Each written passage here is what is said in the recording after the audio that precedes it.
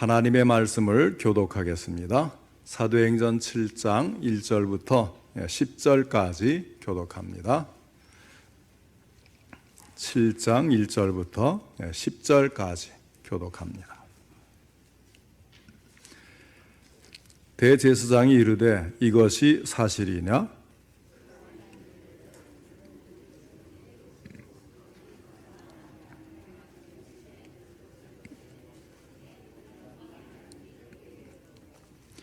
이르시되 내 고향과 친척을 떠나 내가 내게 보일 땅으로 가라 하시니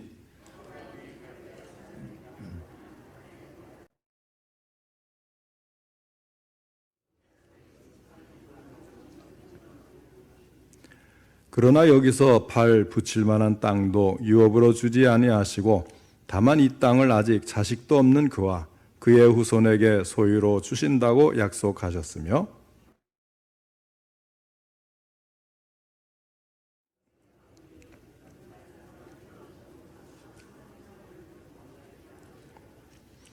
또 이르시되 종 삼는 나라를 내가 심판하리니 그 후에 그들이 나와서 이곳에서 나를 섬기리라 하시고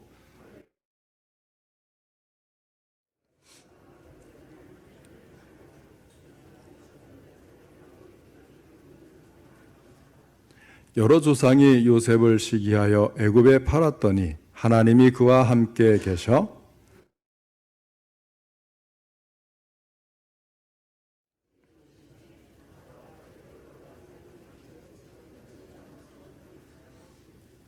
아멘. 오늘 오후 예배는 스데반의 설교라는 제목으로 함께 말씀을 듣겠습니다. 먼저 하나님께 기도드리겠습니다. 하나님 아버지, 오후에도 저희들의 예배를 받으시며 귀한 말씀 주시니 감사를 드립니다. 이 말씀의 뜻을 깨닫게 하셔서 하나님이 우리에게 요구하시고 말씀하시는 음성을 들을 수 있도록 성령님이 함께 하시고 도와주시기를 간절히 바라고나 합니다. 또한 말씀을 들은 것을 그대로 실천할 수 있는 믿음도 더해 주옵소서. 예수님의 이름으로 기도하옵나이다. 아멘. 스데반은 초대교회 최초의 7 집사 중에 한 사람이죠. 그는 복음을 전하다가 목숨을 잃은 초대교회의 순교자이기도 합니다. 사도들 중에는 야고보 사도가 제일 먼저 순교를 당했지만 초대교회 생긴 이래로 제일 먼저 순교한 사람은 바로 이 스데반 집사님이었습니다. 그는 교회 안의 과부들을 돌보는 일을 감당했습니다. 그처럼 주변에 신임을 얻은 사람이었다는 이야기입니다. 그는 지혜와 성령을 통해서 복음을 증거했습니다. 사람들은 그의 말하는 것을 당해내지 못했습니다. 그러자 사람들을 매수해서 스데반이 모세와 하나님을 모독하는 말을 하는 것을 보았다는 거짓 증거를 하도록 한 것입니다. 그러자 스데반은 본문 7장의 말씀을 통해서 자신의 신앙과 삶에 대해서 변증하기를 시작합니다. 그 당시의 대제사장은 가야바라고 하는 사람이었는데 이 사람은 주후 18년에서 36년까지 대제사장을 담당했다고 합니다. 짜여진 각본에 따라서 대제사장이 이르시되 이것이 사실이냐는 질문을 받고 스데반은 자신을 위해서 변론할 기회를 얻게 됩니다. 그는 지금 거짓 증인들의 고소를 통해서 공회의 피소가 되어 있었습니다. 하지만 그는 이 기회를 활용해서 복음을 증거하고 있는 것입니다. 자신을 향해서 살기가 등등하여 금방이라도 달려들어 죽일 것 같은 험악한 분위기 속에서도 공손한 태도를 가지고 사람들을 대하고 또 차분하게 자신의 이야기를 끌어내고 있는 것입니다. 이처럼 사도행전 7장은 스데반이 자기의 입장을 변호하는 내용으로 사도행전에서 가장 긴 내용이 됩니다. 구약의 역사 전체를 아우르고 성전과 율법의 의미 그리고 예수님께서 메시아 되심을 증명하는 설교를 한 것입니다. 그렇다면 스데반 집사님이 목숨을 걸고 행한 이 긴 설교에서 전하고자 한 메시지의 핵심은 무엇일까를 생각해 보겠습니다. 구약의 전 역사를 통해서 그가 말하고 싶어한 내용은 무엇이었을까 하는 것입니다. 먼저 아브라함을 통해서 전하는 메시지가 있는데 오늘 읽은 부분은 아브라함에 대한 것과 그 다음에 이제 요셉의 일부를 우리가 읽었습니다. 이스라엘이 그토록 믿음의 조상으로 숭앙하는 아브라함을 시작으로 해서 스데반은 자신을 고소한 무리들 앞에 서고 있는 것입니다. 그렇지만 아브라함도 약속의 땅으로 왔을 때에 발 붙일 만한 땅도 유업으로 주지 아니하시고 단지 약속만 가지고 있었다. 그것도 400년 지난 후의 것을 언약으로 받았을 뿐이었다. 이렇게 증거를 하고 있습니다. 지금 스데반이 이야기하려고 하는 것은 자신들의 조상인 아브라함 역시도 인고의 세월을 지나서 아들 이삭 하나를 얻었지만 그를 통해 먼 미래에 이루어질 언약의 소망을 붙들었고 그러므로 아브라함이 그러했듯이 너희도 예수 그리스도를 통한 인류의 소망 앞으로 나아올 것을 촉구하고 있는 것입니다. 우리가 아브라함은 믿음의 조상이라고 하지만 아브라함 때 예수님이 계신 건 아니잖아요. 그래서 아브라함은 하나님이 약속하신 대로 이삭을 통해서 먼 훗날 오실 메시아 그분을 바라보면서 믿음으로 모든 것을 견뎌낸 것입니다. 그런 것처럼 이스라엘 백성들이 유대인들이 예수 그리스도를 통한 인류의 소망 앞으로 나아와야 된다. 이것을 촉구하고 있는 것입니다. 그 다음에는 요셉을 통해서 전하는 메시지가 있습니다. 요셉 역시 그의 형제들에게 거부를 당해서 노예로 팔렸지만 하나님이 그와 함께 계심으로 후에는 그를 통해서 온 가족을 구원을 하셨습니다. 시기심으로 인해 요셉이 팔린 것과 마찬가지로 그리스도 예수께서도 동족들에 의해서 순환을 당했다는 사실, 그것도 일부 종교 지도자들의 시기심으로 이런 일을 당했다는 사실을 연결시키고 있는 것입니다. 아브라함과 이삭과 야곱, 그리고 야곱의 12아들로 이어지는 이스라엘의 족장사를 놓고 볼 때에 하나님의 섭리와 그 일하심이 처음에는 희미해서 분간하기조차 힘들었지만은 나중에 조상들의 역사를 주관하시는 분이 하나님이심이 분명하게 알려졌음을 상기시킵니다. 지나고 나서야 하나님이 아브라함을 말씀으로 불러주시고 가나안에 아직 땅도 없을 때 약속으로 주시고 또 이제 이삭과 야곱을 통해서 12아들 그 다음에 또 요셉을 통해서 애굽으로 갔다가 민족이 되어서 오는 이런 과정을 중간에서 볼 때는 이런 게 보이질 않는다는 거예요. 희미하다는 것입니다. 우리보다도 사실은 더 모르는 상황이죠. 우리는 구약 성경을 읽으면서 이렇게 진행이 됐구나라는 것을 우리는 환하게 알잖아요. 그런데 당사자들은 지금 아브라함이 남의 땅에 와가지고 이방인으로 지내고 나그네로 지내면서 그 아들들도 그렇게 지냈단 말이에요. 그래서 애굽 이후에 430년이 지난 다음에 이 가나안 땅에 와서 그때서야 이제 한 민족이 모여서 나라를 세우는 그런 역사가 있지 않습니까? 그 오랜 기간 동안 너무 희미한 거예요. 막연한 거예요. 그럼에도 불구하고 그 약속의 말씀을 붙들고 신앙생활했던 이러한 모습을 다시 한번 상기시켜 주는 것이고 그것은 오늘 우리에게도 귀한 교훈이 되는 것입니다. 자, 그래서 이 하나님이 이런 긴 역사를 통해서 분명하게 이제 이 참 유대인들에게도 그 하나님이 알려지게 되었고 오늘 우리에게도 또한 알려지게 된 것 아닙니까? 그렇게 해서 지금 설교를 듣고 있는 청중들로부터 예수님이 거부되었지만 그분 역시 온 인류를 구원하시는 메시아이심이 곧 온 천하에 밝히 드러날 것임을 선포하고 있는 것입니다. 그동안에는 교회를 통해서 전도자들을 통해서 이것이 증거되었다면 또 우리 다음에 이제 나중에 다시 오실 그때에는 눈으로 정말 하늘에서 오시는 그 예수님을 모든 인류가 보면서 바로 그분이었구나라는 것을 알 때도 또 오지 않겠습니까? 이런 것을 이야기하는 거예요. 그 다음에 이제 그 세 번째는 이제 모세를 통해서 전하는 메시지가 있는 것입니다. 요셉이 형제들에게 시기심 때문에 거부당했다면 모세는 이스라엘 백성들로부터 버림을 받았습니다. 첫 30년은 부모가 버렸고 다음 40년은 이스라엘이 버렸고, 그러나 나중에 40년은 하나님이 그를 통해서 애굽의 압제로부터 이스라엘 백성들을 구원하셨습니다. 스데반이 말하는 요지는 이런 것입니다. 지금 너희가 모세를 버린 이스라엘 백성들의 꼴이 되지 않았느냐, 이것을 말하고 있는 겁니다. 사실 요셉도 처음에 형제들에게 거부당했죠. 그 다음에 이 모세도 이스라엘 백성들로부터 거부를 당해서 자기 동족이 싸우는 걸 말리다가 그 동족이 그의 이제 잘못된 것을 밝히면서 이제 광야로 도망가지 않습니까? 이렇게 모세조차도 처음에는 너희들에게 거부를 당했다, 이런 이야기를 하는 거예요.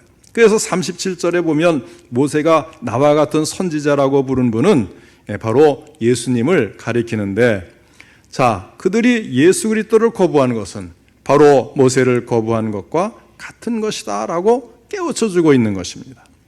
동족들이 이해하지 못했던 모세와 마찬가지로 예수도 이스라엘이 그를 이해하지 못해서 거부했다는 사실을 강조하는 겁니다. 거부당했던 모세가 이스라엘을 구원하였죠. 거부당했던 예수님이 온 인류를 구원하셨습니다. 그래서 요한복음 5장 46절로 47절에서 예수님은 모세를 믿었더라면 또 나를 믿었으리니 이는 그가 내게 대하여 기록하였음이라. 그러나 그의 글도 믿지 아니하거든 어찌 내 말을 믿겠느냐 하시니라. 그렇게 말씀한 적이 있습니다. 모세는 언젠가 나와 같은 선지자가 오실 것이다, 이렇게 이야기했는데 그거를 믿지 못하는데 어찌 내 말을 믿겠느냐, 그런 말씀이에요. 그 다음에 이제 네 번째는 다른 그 선지자들의 예를 들어서 전하는 메시지가 있습니다.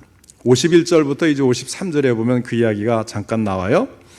이스라엘의 거부 행위는 모세 이후에도 계속되어서 구약의 후반부인 선지자 시대에도 계속되었다는 것을 말하는 것입니다. 모든 선지자들이 인정을 받지 못했던 것과 마찬가지로 예수 그리스도도 인정을 받지 못했다는 거예요. 우리가 잘 아는 예레미야도 얼마나 많은 박해를 받았습니까? 우리가 잘 아는 이사야 선지자도 나중에는 톱으로 이제 죽임을 당했다, 이렇게 전해져 오지 않습니까? 자, 이렇게 이 선지자들과 마찬가지로 예수 그리스도도 인정을 받지 못했다는 거예요. 그리고 마침내 율법의 연대로 오실 분이 오셨는데도 그를 배신하고 역시 또 죽였다는 것입니다. 자, 이것은 율법도 지키지 않은 불신앙이요, 지금 스데반 자신을 고소한 너희들 역시도 거부하고 살인하려고 하는 행위는 너희 조상들의 후에 드린 것을 분명히 하는 것이다, 이렇게 설교를 하는 것입니다. 이것이 이제 51절에서 너희도 너희 조상과 같이 항상 성령을 거스르는도다, 이렇게 증거하면서 결론적인 선언을 합니다. 그렇게도 높이 떠받드는 모세의 가르침도 순종하지 않은 너희가 어찌 그를 통해서 주신 그 율법의 완성자이신 예수 그리스도를 믿고 따르고 순종하고 그분을 통해 구원을 받는 일이 가능하겠느냐 질책을 하는 것입니다.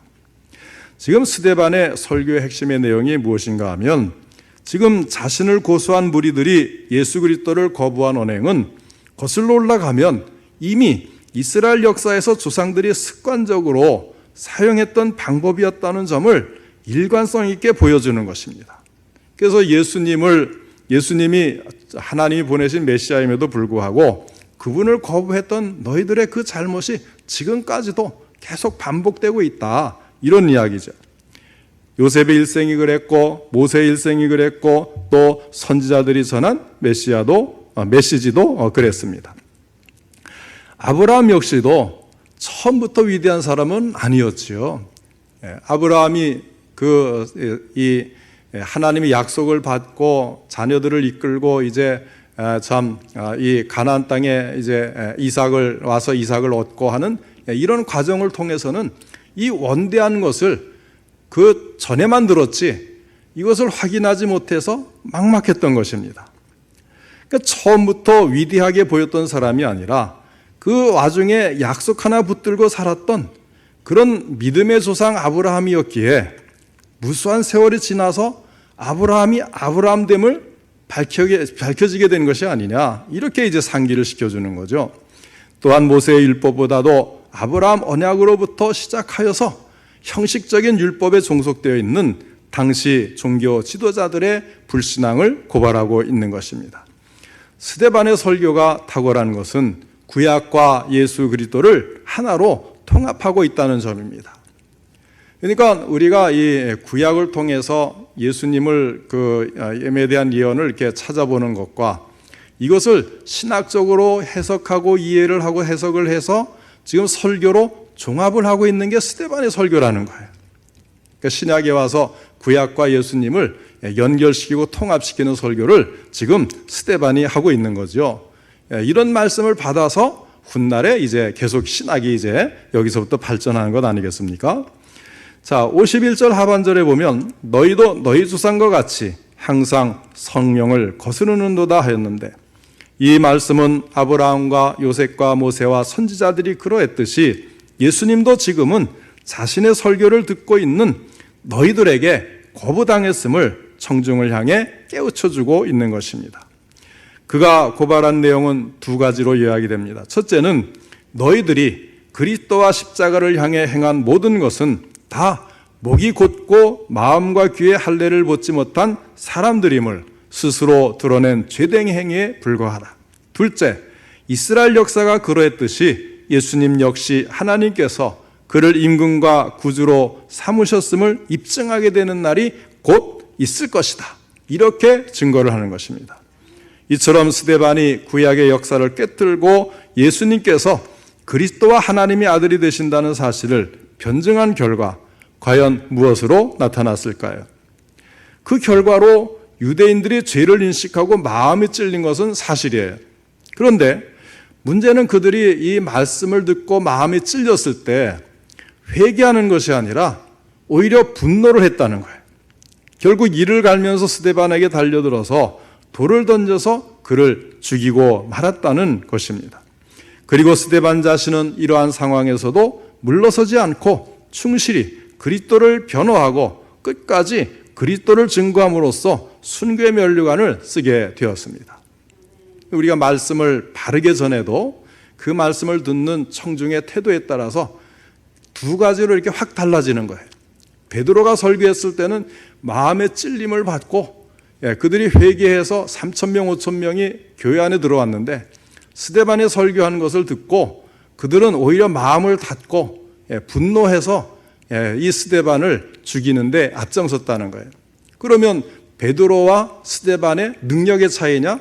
그게 아니라는 거죠. 받아들이는 사람들의 그 완악한 마음은 이렇게 정반대로 있을 수 있다. 그것을 말씀을 하는 겁니다.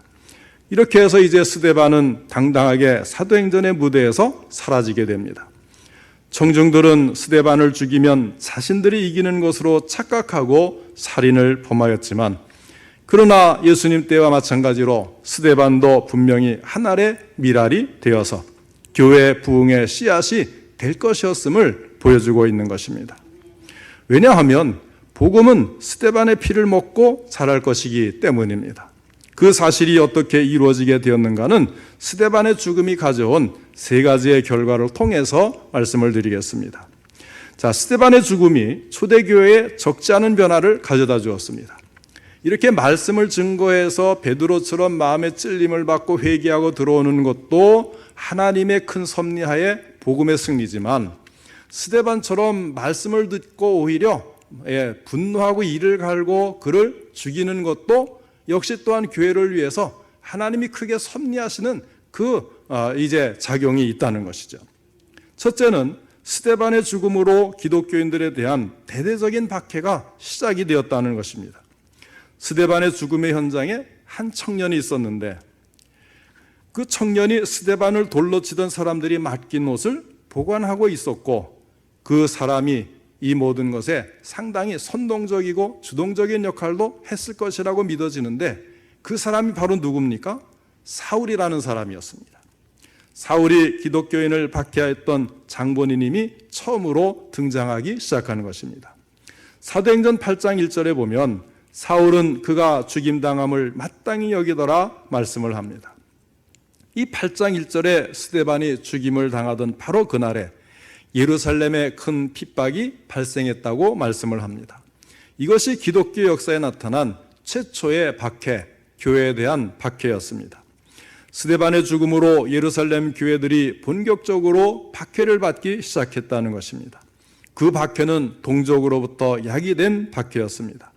8장 3절에 보니까 사울이 교회를 잔멸할세 각 집에 들어가 남녀를 끌어다가 옥에 넘기니라 말씀을 합니다. 사울이 기독교 박해자의 주동자로 역사에 등장하기 시작한 것입니다. 자, 그 다음에 둘째는 스데반의 죽음은 자연히 믿는 사람들을 흩어지게 만들어서 복음의 확산을 가져오게 했다는 것입니다. 예루살렘을 중심으로 시작된 복음이 이제 예루살렘을 넘어 다른 지역으로 확산되기 시작한 것입니다. 다시 말해서 그들이 말하는 이방인들에게로 복음이 확산되기 시작했습니다. 사도행전 8장 1절에 보니까 사도 외에는 다 유대와 사마리아의 모든 땅으로 흩어졌음을 말씀합니다. 오직 성령이 너희에게 임하시면 너희가 권능을 받고 예루살렘과 온 유대와 사마리아와 땅끝까지로 내 증인이 되리라 하시니라 하고 사도행전 1장 8절에 말씀했는데 이것이 스데반 때에 그대로 실현되었습니다. 하나님의 약속은 반드시 성취된다는 사실을 보여줍니다. 그 다음에 세 번째는 박해로 말미암아 성도들이 단결된 신앙의 모습을 갖게 되었다는 것입니다. 8장 2절에 보면 경건한 사람들이 스데반을 장사하고 위하여 크게 울더라 하고 말씀을 합니다. 경건한 사람들 누구를 말할까요? 아리마대 요셉이나 니고데모처럼 유대인으로서 예수를 믿은 사람들, 다시 말하면 복음의 진리에 대해서 깊은 호의를 보였던 신실한 유대인들을 가리키는 것입니다. 쉽게 말하면 예수 그리스도를 믿는 무리들 가운데 몇몇 사람들이라고 할 수가 있을 것입니다. 분명 스데반이 죽었고 그 스데반이 예수로 인해 죽었다면 스데반의 시체를 가져다가 장사 지내는 것이 역시 예수님 때와 마찬가지로 생명의 위협을 받을 수 있다는 사실을 다 잘 알고 있었을 거예요. 그럼에도 불구하고 그리스도인들은 스데반을 장사했다고 말씀을 합니다. 어떻게 그런 신앙의 용기를 얻을 수가 있었겠습니까? 여러 가지 가능성을 생각할 수 있겠지만은 스데반의 죽음이 그 순교가 오히려 신앙의 결속을 가져오고 어떤 희생도 두려워하지 않게 하는 그런 계기가 되었다고 하는 사실입니다. 스데반이 죽는 현장에 그리스도인들도 함께 있었던 것으로 보입니다. 스데반이 담대하게 그리스도를 증거하며 얼굴이 천사처럼 되어서 순교하는 것을 목격한 사람들은 하나님이 과연 살아계시는구나, 죽음은 인간의 최후가 아니라 죽음 너머에 새로운 생이 기다리고 있구나, 이런 확신을 조용히 마음속에 간직할 수가 있었던 것입니다. 그러면서 그러한 신앙을 가진 사람들이 자신의 신앙을 더 견고하게 하고 앞으로 닥쳐올 박해를 대비할 수 있도록 마음의 무장을 할 수 있도록 해주는 역할을 한 것입니다. 이렇게 이 복음을 전할 때에 그것이 받아들여지는 것도 고맙지만 받아들여지지 않는다고 해서 실패하는 것이 아니고 이것을 통해서 하나님은 더 큰 일을 준비하고 계신다는 사실을 믿으시기를 바랍니다. 이것이 바로 고린도후서 4장 8절로 9절에 우리가 사방으로 우겨쌈을 당하여도 쌓이지 아니하며 답답한 일을 당하여도 낙심하지 아니하며 박해를 받아도 버림받지 아니하며 거꾸로 뜨림을 당하여도 망하지 아니하고 이 말씀의 성취라고 할 수가 있는 것입니다. 스데반이 목숨을 걸고 예수를 증거하다가 순교할 때에 모든 것이 실패한 듯이 보였습니다. 그러나 그 피가 땅에 떨어져서 교회에 싹이 트이고 점점 줄기가 뻗어나가서 많은 선교 열매를 맺게 되는 시발점이 되었다는 사실을 우리에게 가르쳐주고 있습니다. 우리도 복음을 전하다 보면 상대방의 반응에 낭망하고 힘이 들고 답답한 사역이 될 경우 얼마나 많습니까? 그러나 결코 포기하지 마시기를 바랍니다. 그것을 통해서도 하나님은 또 다른 일을 준비하고 행하고 계신다는 거예요. 그러므로 우리는 끝까지 주님을 전하고 사명을 잘 감당해서 언젠가 맺게 될 그 열매를 주님 앞에 바칠 수 있는 우리 성도님들 다 되시기를 주님의 이름으로 축원합니다. 기도하겠습니다. 사랑과 은혜가 풍성하신 하나님 아버지, 오늘은 말씀을 통해서 스데반이 참으로 명설교를 했지만 그것을 듣는 사람들이 마음문을 닫고 분노와 아버지 하나님 시기심으로 스데반을 오히려 죽이게 되는 아버지 하나님, 참으로 이 엄청난 일을 저희가 말씀을 통해 보면서 그럼에도 그것을 실패가 아닌 더 큰 선교의 아버지 씨앗이 되고 아버지 하나님 열매를 맺게 하는 단초가 되게 하신 하나님의 큰 역사를 다시 한번 찬양하며 감사를 드립니다.